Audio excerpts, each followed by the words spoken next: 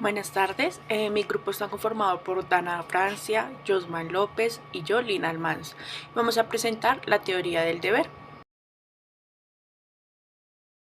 Mi nombre es Dana Francia y a continuación vamos a presentar el tema de la teoría del deber. La teoría del deber fue escrita por Immanuel Kant, un filósofo alemán que es considerado de los pensadores más influyentes de Europa.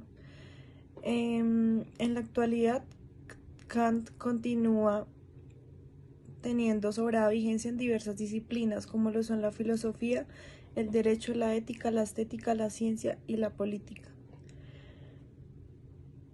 Una sostenida meditación sobre los diversos fenómenos del obrar humano nos remite necesariamente a Kant. Su principal aporte a la ética moderna es su teoría deontológica en la prima del deber sobre el deseo. Kant entiende por ser humano cómo debe actuar con la razón por encima de las emociones e incluso por encima de la fe, pues la Iglesia dominaba el actuar de la humanidad y sus dogmas eran los que señalaban las acciones que debía realizar una persona en condición heterónoma sin utilizar la razón para actuar. La pregunta central de Immanuel Kant es ¿qué debo hacer? Con esto se demuestra que la moral está estrechamente relacionada con el deber en condición autónoma. Ahora vamos a hablar sobre la conciencia moral. ¿Cuál es la conciencia moral? Mientras que en la naturaleza todo se encuentra regido o condicionado por las leyes de la causalidad, en la conciencia moral la rige un imperativo que no conoce condiciones. La conciencia moral nos dice no mentiras, sin establecer circunstancias particulares bajo las cuales la ley tiene validez o no. El mandato no es absolutamente válido, de otra forma no sería una exigencia moral. Ahora les voy a hablar sobre la teoría ética. Kant nos dice que las personas tienen la capacidad de razonar sobre las cosas que están bien o están mal. Una acción moral correcta para Kant es hacer las cosas bien sin importar las consecuencias de lo que se haya hecho. Según Kant, para llegar al bien supremo de la razón se debe cumplir con tres postulados que son la libertad, la existencia de Dios y la inmortalidad del alma. Entendiéndose como la libertad, el mundo del fenómeno está regido por la necesidad y el de la razón práctica regido por la libertad.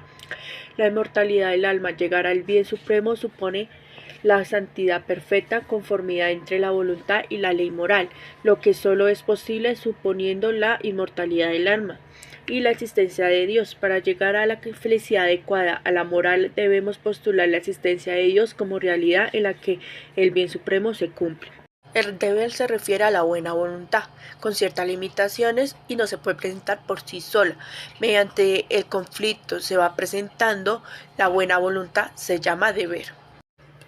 Si una voluntad puramente racional, sin influencia alguna de las inclinaciones, fuese posible, sería para Kant una voluntad santa, perfectamente buena. Para una voluntad santa, el deber carecería entonces de sentido, en tanto que el querer coincide naturalmente con el deber, pero en el hombre, ley moral, suele estar en conflicto con sus deseos. Se distinguen en cuatro tipos de actos, como por ejemplo vamos a tomar una persona que se ahoga en un río. Actos contrarios al deber. Disponemos de todos los medios necesarios para salvarlo, pero no lo hago porque le debo dinero a esa persona y su muerte me liberará de la deuda. He obrado por inclinación, esto es, no siguiendo mi deber, sino mi deseo de saldar la deuda. Este acto sería muy contrario al deber, ya que lo dejaría morir para así no tener que pagar su deuda. En el segundo tipo de actos tenemos el acto por el deber y por inclinación inmediata. El que se ahoga en el río es mi deudor. Si muere no podré recuperar el dinero prestado, lo salvo. En este caso el deber coincide con la inclinación. En este caso se trata de una inclinación inmediata, porque el hombre que salva es un medio a través del cual conseguirá un fin, recuperar su dinero prestado. Para Kant esa tampoco era la ética que quería, porque lo salvaría solamente por el hecho para que le sea pagado el dinero que se le debe. Antes de continuar con actos de acuerdo al deber por inclinación inmediata, debemos tener en cuenta la segunda formulación del imperio categórico, el cual Kant nos plantea lo siguiente: o obra de tal forma en que trates a la humanidad, tanto como en tu persona como en la de cualquier otro, siempre con un fin y no solamente como un medio. Entonces, acá hay una palabra muy importante, el cual es humanidad. Entonces, Kant nos plantea que no podemos decir que alguien es mejor que otra persona solo por el hecho de venir de otra parte, entonces de un lugar diferente, entonces, sino que acá se mira desde un punto de vista más de humano al momento de el deber actuar. Entonces, seguimos con actos de acuerdo al deber por inclinación inmediata. Entonces, el ejemplo que nos colocan es quien se está ahogando es alguien a quien amo y por lo tanto trato de salvarla. Entonces, acá hay una inclinación hacia esa persona. ¿Por qué? Porque, digamos, es una inclinación inmediata. Porque entonces acá se miraría como la miraría no como un medio, sino como un fin en sí misma, el cual significa que la amo. Acá, digamos, no nos especifica eh, cuál es el amor, sino simplemente de hecho yo sentir un sentimiento de amorío por esa persona, puede ser, eh, no sé, novia, papás, amigos. Entonces simplemente porque yo amo a esa persona, voy a decidir salvarla porque es mi deber, porque la amo. Entonces también seguimos con actos por deber, el cual tiene una característica especial que es el cumplimiento, digamos, de ese deber, digamos, sin pensar en las consecuencias. Entonces acá el ejemplo que nos plantea es el que ahora se ahoga es un ser que me es indiferente, mi deudor, mi acreedor, no lo amo, simplemente es un desconocido.